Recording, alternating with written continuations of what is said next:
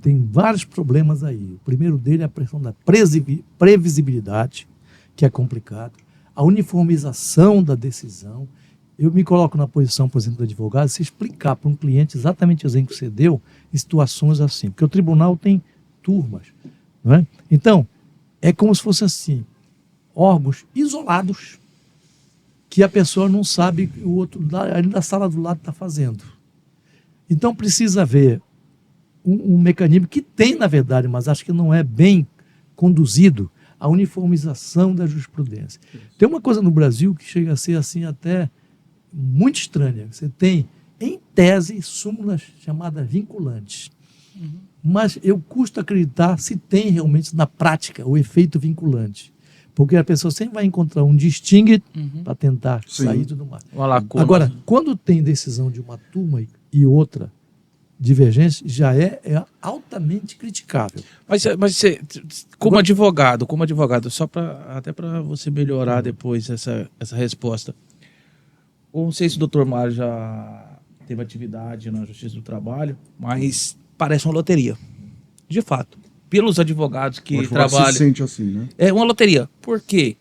Quando é destinado o processo, primeira coisa que se pergunta, quem é o juiz? Não é quem tem direito, é quem é o juiz. Porque dependendo do juiz que esse processo caia, na vara que caia, você já sabe a decisão.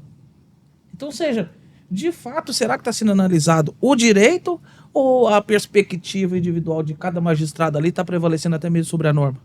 Você entendeu? Até quando pode haver essa interpretação? Eu vi isso de camarote.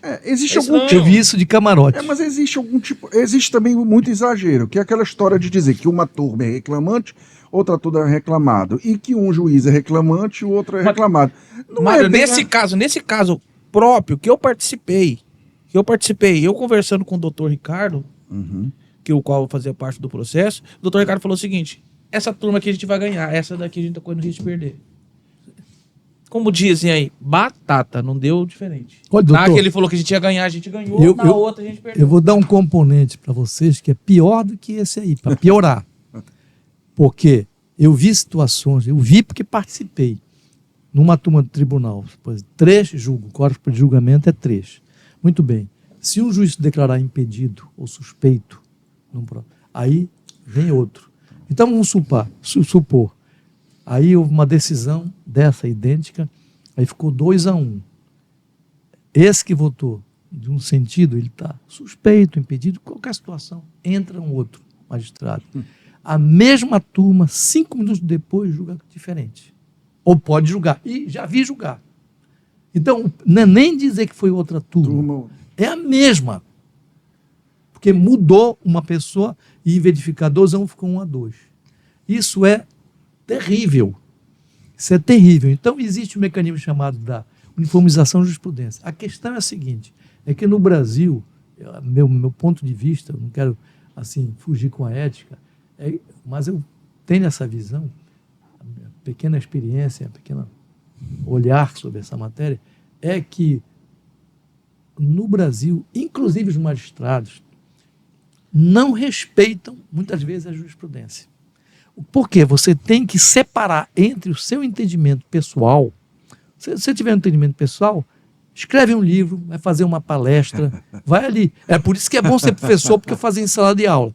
Mas na hora que você é magistrado, você tem que ter uma postura de imparcialidade. As suas ideologias de empregado, empregador, você tem que deixar fora. Se você não fizer isso, você não está preparado para ser magistrado.